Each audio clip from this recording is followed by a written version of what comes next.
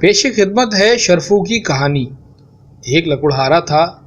ساری عمر اس نے جنگلوں میں جا کر لکڑیاں کاٹ کر انہیں بیچا تھا اور اپنی اس محنت سے جنگل سے کچھ دور ایک چھوٹا سا مکان بنوایا تھا جس میں وہ اور اس کی بیوی اور جوان بیٹا رہتے تھے۔ بیوی کا نام نادی تھا اور بیٹے کا شرفو۔ تینوں آرام اور سکون سے زندگی بسر کر رہے تھے۔ کام صرف لکڑہارا کرتا تھا۔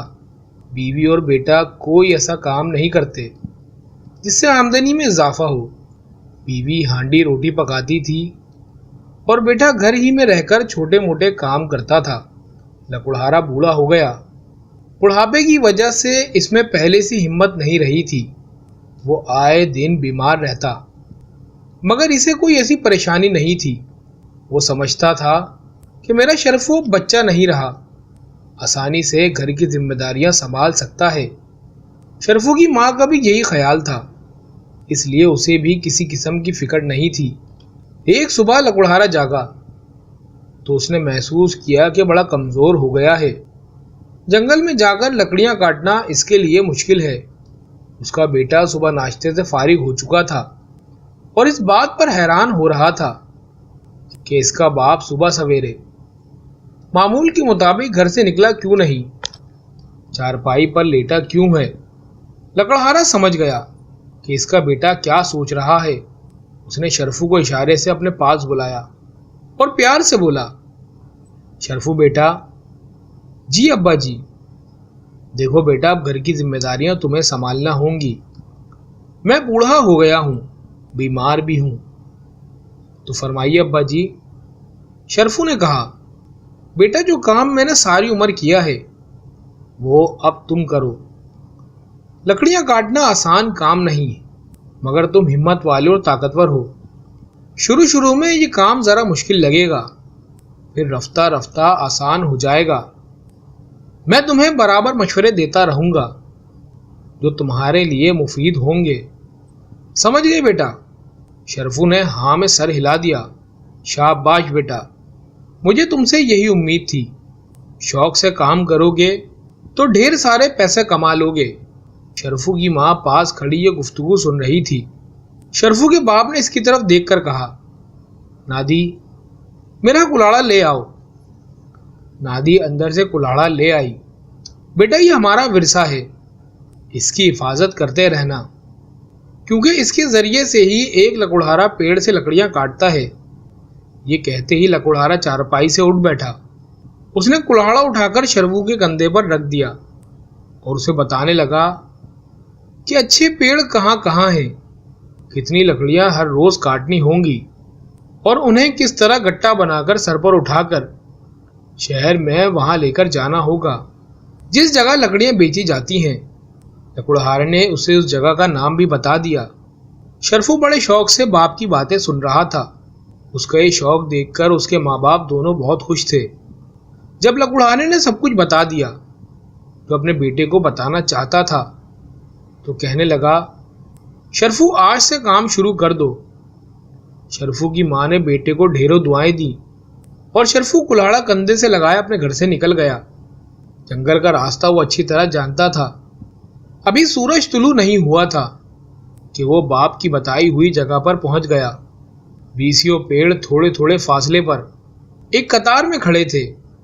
اس کے باپ نے بتایا تھا کہ پہلے پیڑ کی جو شاخیں جھکی ہوئی ہیں ان شاخوں کو کاٹنا آسان ہے، پہلے یہی شاخیں کاٹنا۔ وہ ایک لمبی جھکی ہوئی شاخ کو کاٹنے کی کوشش کر رہا تھا کہ اچانک اس کی نظر شاخ کے اس مقام پر پڑی جہاں سے یہ پیڑ پھوٹی تھی۔ اس نے دیکھا کہ وہاں چڑیوں نے گھونسلہ بنا رکھا تھا۔ اس نے 2-3 بچے بھی اس گھونسلے میں دیکھ لیے۔ یہ گھونسلہ دیکھ کر فوراً اس کے ذہن میں سوال اٹھا کہ اگر میں نے یہ شاخ کاٹی تو کیا گھونسلہ تباہ نہیں ہوگا؟ اس نے اپنے سوال کا خود جواب بنا دیا، بالکل تباہ ہو جائے گا، اور وہ بچے جو اس گھونسلے میں پرورش پا رہے ہیں وہ نیچے گر کر مر جائیں گے اور ان کے ماں باپ کو بڑا دکھ ہوگا۔ اس نے کلاڑا اس شاخ کو کاٹنے کے لیے اٹھایا ہی تھا کہ یکا یک اس کا ہاتھ رک گیا۔ وہ آہستہ سے بولا، نہیں، میں یہ ظلم نہیں کر سکتا، اور وہ اس پیڑ کے سائے میں بیٹھ گیا۔ کئی باتیں اس کے ذہن میں آ گئیں۔ यही कि मेरे बाप ने लकड़ियां काटने के लिए भेजा है, उसका हुक्म मानता हूं तो वो खुश होगा। मैं लकड़ियां बेचकर पैसे कमा लूंगा, लेकिन ये इन चुड़ियों पर जुल्म होगा जिन्होंने यहाँ घोंसला बना रखा है। वो सोचता रहा कि माँ बाप का हुक्म माने या इन बेचारी चुड़ियों के घोंसलों को सलामत रखे। इसकी नज़र बार बार घोंसले पर जम जाती। आखिर वो उठ बैठा और पक्के इरादे के साथ वापस घर रवाना हो गया। उसका बाप घर के बाहर चारपाई पर लेटा इसका इंतजार कर रहा था। शरफू को देखा तो बोला, शरफू बेटा, जल्दी आ गए हो? बड़ी जल्दी लकड़ियां बिक गई हैं। नहीं अब्बा जान, वो बोला। क्या बात है? बाप ने पूछा। अब्बा जान, मैं पेड़ पर कुल्हाड़ा चला नहीं सका। क्यों? कुल्हाड़ा हैरान होकर बोला। शरफू ने जो कुछ देखा था वो बाप को बता दिया, और इससे पहले कि इसका बाप इससे कुछ कहे, उसकी माँ ने कहा, बेटा, इस पेड़ पर चिड़िया को घोंसला बना रखा था तो उसे छोड़कर दूसरे पेड़ की शाखें काट लेते।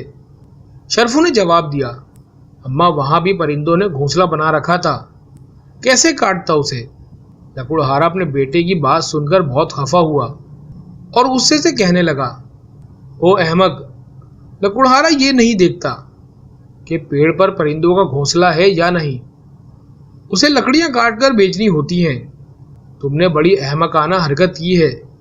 मैं नहीं समझता था कि तुम इतने पागल होगे।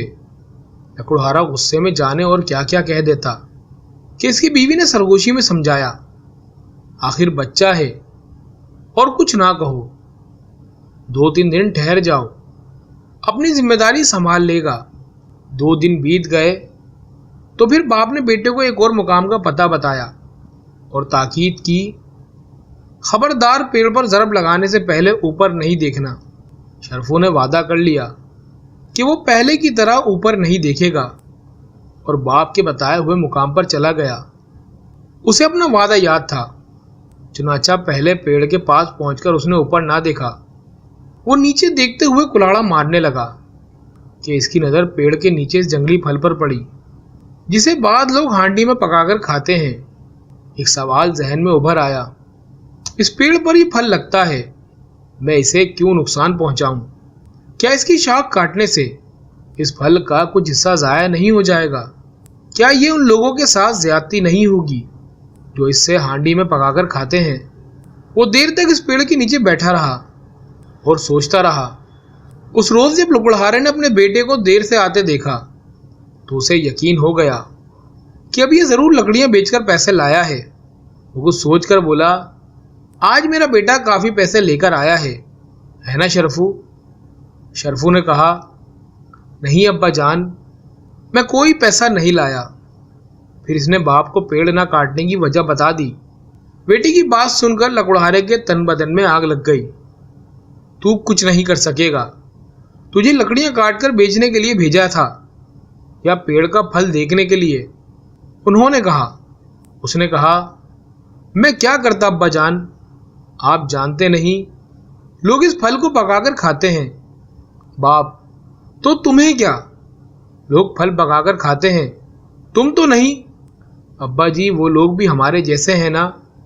लकड़हारे का गुस्सा बढ़ता जा रहा था कि इसकी बीवी ने फिर उसे समझाया, बस अब और कुछ ना कहो, मुझे उम्मीद है शरफू सीधे रास्ते पर आ जाएगा। लकड़हारा बोला, अब के मैं बर्दाश्त कर लेता हूं, इसने आइंदा ऐसी हरकत की तो मैं इसे घर से निकाल दूंगा। चंद दिन गुजर गए। लकड़हारे ने इस मर्तबा पुराने दरख्तों का पता बताकर कहा, खबरदार, अब के कोई बहाना ना बनाना, पैसे लेकर घर आना।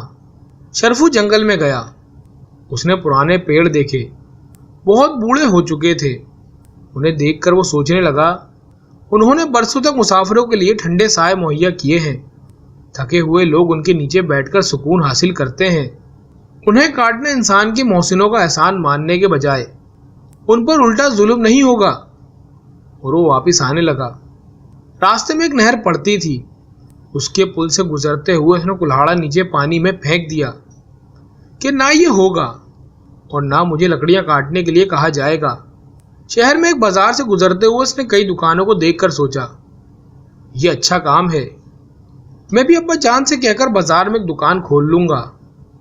اس روز وہ شام کے قریب اپنے گھر پہنچا۔ لکڑہارے کو پورا یقین تھا کہ اس کا بیٹا ضرور لکڑیاں بیچ کر آیا ہے۔ لکڑہارے نے کہا، تو آج تم نے کیا کام کیا ہے؟ باپ کا یہ سوال سن کر شرفو بولا، ابا جان پیڑ تو میں نہیں کاٹ سکا، وہ ساری عمر مسافروں کو ٹھنڈے سائے دیتے رہے ہیں۔ میں نے سوچ لیا ہے کہ میں بازار میں دکان پر بیٹھا کروں گا۔ بیٹے کے منہ سے جیسے ہی الفاظ نکلے، لکڑہارا اپنے غصے پہ قابو نہ رکھ سکا اور اسے اسی وقت گھر سے نکال دیا۔ ماں نے دخل دینا چاہا تو لکڑہارے نے اسے بھی جھڑک دیا۔ بس بس، تم ایک لفظ نہیں کہو گی۔ شرفو گھر سے نکل کر چلنے لگا۔ اس کا کوئی ٹھکانہ تو تھا نہیں، کہاں جا سکتا تھا؟ چلتا گیا یہاں تک کہ اس قدر تھک گیا کہ اس کے لیے ایک قدم اٹھانا بھی دوبر ہو گیا تھا۔ قریب ہی ایک بڑی شاندار حویلی تھی، وہ اس کے دروازے پر گر پڑا اور بے ہوش ہو گیا۔ ادھر لکڑہارا اور اس کی بیوی اپنے بیٹے کی جدائی میں تڑپ رہے تھے۔ لکڑہارا بری طرح پچھتا رہا تھا کہ اس نے اپنے بیٹے کو گھر سے کیوں نکال دیا۔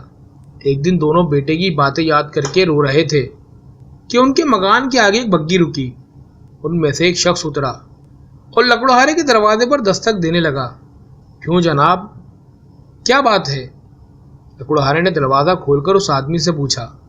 اس آدمی نے کہا، آپ کو اور آپ کی بیوی کو نادر خان نے بلایا ہے۔ لکڑہارے نے کہا، نادر خان کون؟ لکڑہارے نے یہ نام پہلی بار سنا تھا۔ اس آدمی نے کہا، آپ نے نادر خان کا نام نہیں سنا؟ لکڑہارے نے کہا، جی نہیں۔ اس آدمی نے کہا، نادر خان ایک بڑے آدمی ہیں، سب ان کی عزت کرتے ہیں، مہربانی کر کے بگی میں بیٹھ جائیں۔ لکڑہارا اور اس کی بیوی بگی میں بیٹھ گئے۔ بگی انہیں ایک بڑے خوبصورت اور شاندار باغ میں لے آئی۔ وہ باغ دیکھ دیکھ کر حیران ہو رہے تھے۔ ایک طرف سے آواز آئی، ابا جان، اماں۔ لکڑہارا اور اس کی بیوی اپنے بیٹے کو دیکھ کر حیران ہو گئے۔ شرفو نے اعلیٰ قسم کا لباس پہن رکھا تھا اور بہت خوش لگتا تھا۔ تم یہاں کیسے؟ شرفو کی ماں نے پوچھا۔ شرفو کہنے لگا، اماں اس شام جب ابا جان نے مجھے گھر سے نکالا تھا تو میں تھک کر ایک حویلی کے دروازے پر گر پڑا۔ اس حویلی کے مالک کو جب پتہ چلا کہ مجھے پیڑوں اور پرندوں سے بڑی محبت ہے تو اپنے اس باغ کا مالی بنا دیا۔ وہ ہے میرے محسن۔ نادر خان قریب آ گئے اور کہنے لگے، واقعی شرفو کی اس بات نے مجھے بہت متاثر کیا تھا کہ اسے پیڑ کا بڑا خیال ہے، پیڑوں سے محبت کرتا ہے۔ میں نے اسے اپنے باغ کے پیڑ کی رکھوالی کا کام سپرد کر دیا ہے۔ وہ یہاں نئے نئے پیڑ لگائے گا اور ان کی حفاظت کرے گا۔ اس نے پیڑوں سے محبت کی ہے اور پیڑوں نے اس سے محبت کا یہ بدلہ دیا ہے۔ شرفو کے اصرار پر اس کے ماں باپ بھی وہیں رہنے لگے اور خوشی خوشی زندگی بسر کرنے لگے۔ ایک دفعہ سلطان صلاح الدین ایوبی اپنے کمرے میں آرام فرما رہے تھے، کیونکہ صبح کے وقت وہ بڑے طویل سفر سے لوٹے تھے۔ چند لمحوں کے بعد ایک سپاہی آپ کے کمرے کے دروازے پر آیا اور اندر آنے کی اجازت چاہی۔ سلطان صلاح الدین ایوبی چونکے نیند میں تھے، اس لیے اندر سے کوئی جواب نہ آیا۔ دروازے پر مامور محافظوں نے کہا کہ سلطان آرام فرما رہے ہیں، لہٰذا آپ تھوڑی دیر بعد آ جانا۔ وہ سپاہی آپ کا بہت وفادار سپاہی تھا، اس لیے اس کو بلا جھجک سلطان کے کمرے کے اندر آنے کی اجازت ہوتی تھی، لہٰذا اس نے بھی سلطان کو جگانا مناسب نہ سمجھا اور سلطان کے کمرے کے دروازے کے ساتھ بیٹھ گیا۔ وہ انتظار کرتا رہا کہ جب سلطان صلاح الدین ایوبی بیدار ہوں گے تو تب ہی وہ ان سے ملاقات کریں گے۔ چند لمحے گزرنے کے بعد سلطان صلاح الدین ایوبی کی آنکھ کھلی تو اندر کی حرکات سے معلوم ہوا کہ سلطان نیند سے بیدار ہو چکے ہیں۔ سپاہی نے اجازت چاہی اور آپ کے کمرے کے اندر چلا گیا۔ سلطان صلاح الدین ایوبی نے سپاہی کو کہا، ایسی کیا خاص بات تھی کہ تم اتنی دیر سے میرے کمرے کے باہر انتظار فرما رہے تھے؟ وہ سپاہی بڑا حیران ہوا کہ سلطان کو کیسے پتہ چلا کہ میں باہر انتظار کر رہا ہوں۔ سپاہی نے سلطان سے کہا، سلطان معظم، آپ تو نیند میں تھے، آپ کو کیسے معلوم ہوا کہ میں باہر کھڑا آپ کا انتظار کر رہا ہوں؟ سلطان صلاح الدین ایوبی نے کہا، کہ وہ انسان کبھی فاتح سلطان نہیں بن سکتا جو سوتے ہوئے نہ دیکھ سکے، کچھ سن نہ سکے، کچھ محسوس نہ کر سکے۔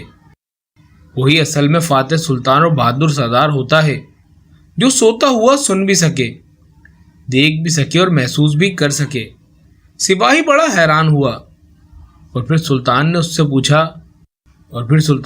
پوچھا بتاؤ کیا بات ہے؟ تو اس نے کہا سلطان معظم، شاہی حکیم آپ سے ملنا چاہتے ہیں۔ سلطان نے کہا اجازت ہے، آپ حکیم کو اندر لے آئیں۔ سپاہی باہر گیا اور چند لمحوں کے بعد شاہی حکیم کو لے کر سلطان صلاح الدین ایوبی کی خدمت میں حاضر ہوا۔ سلطان صلاح الدین ایوبی نے حکیم سے پوچھا، حکیم صاحب بتاؤ کیا بات ہے؟ آخر مجھ سے ملنے کی تمہیں اتنی جلدی کیوں تھی؟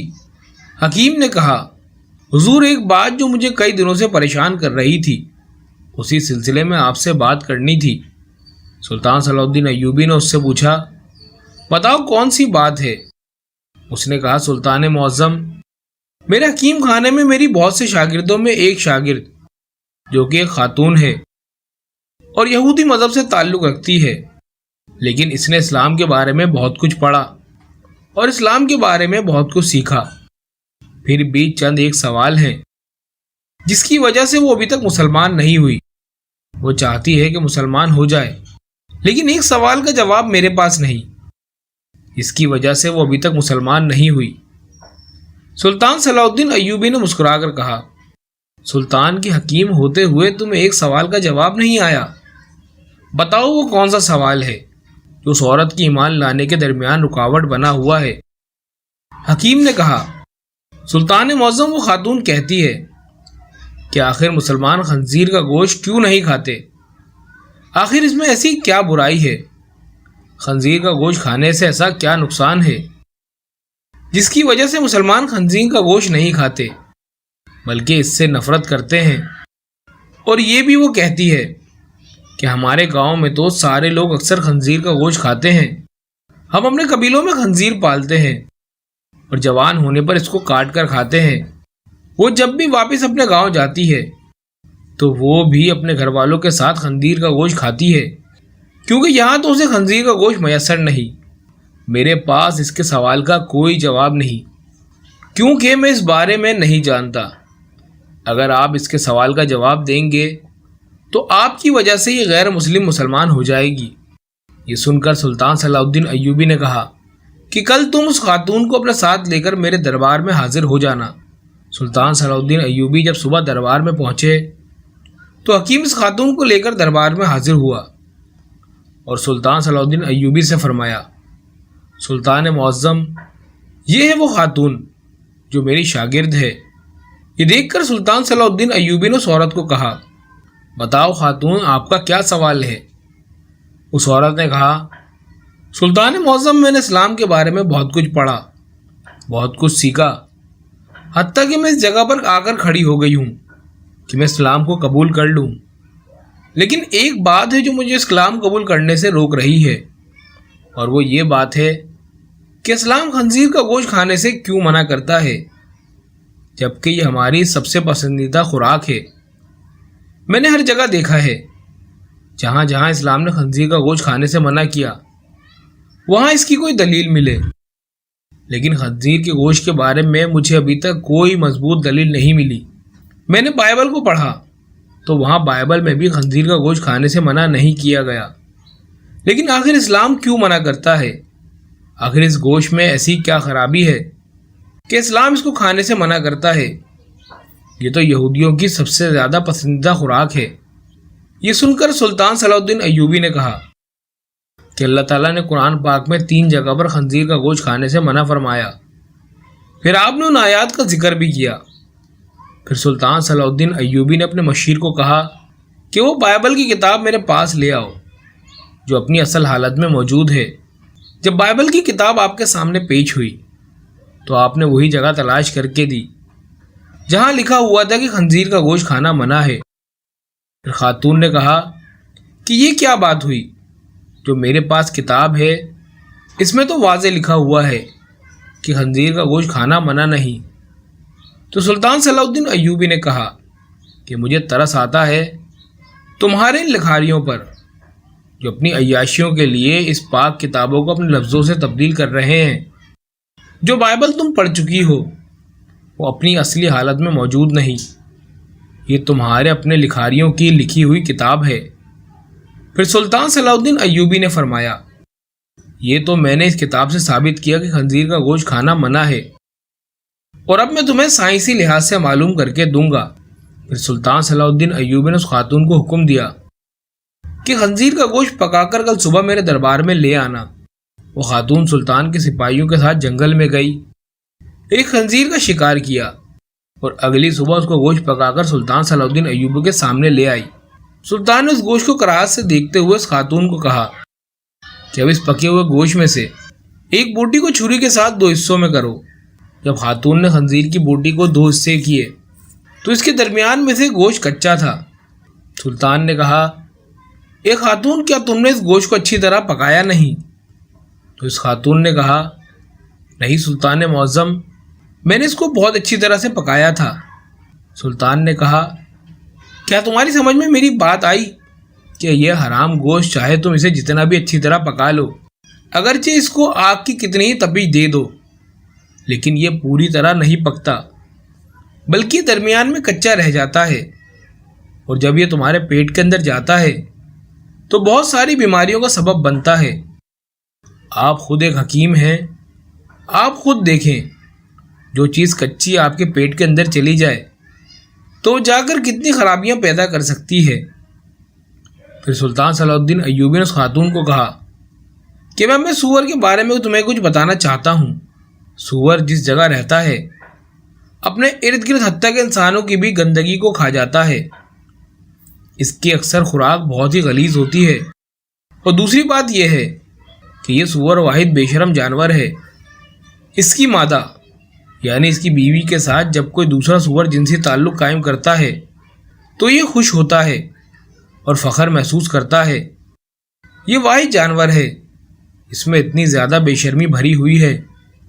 آپ خود دیکھیں کہ ایسے جانور کا جب آپ گوشت کھائیں گے جس کی بنیاد غلاظت سے بھری ہوئی ہے تو وہ تمہیں کیا فائدہ دے گا۔ یہ بات سن کر وہ خاتون سلطان صلاح الدین ایوبی کے سامنے جھک گئی اور کہا کہ سلطان معظم، آپ مجھے اپنی ہی زبان سے کلمہ پڑھائیں۔ سلطان صلاح الدین ایوبی نے اس عورت کو کلمہ پڑھایا اور تمام دربار اللہ اکبر کے نعروں سے گونج اٹھا۔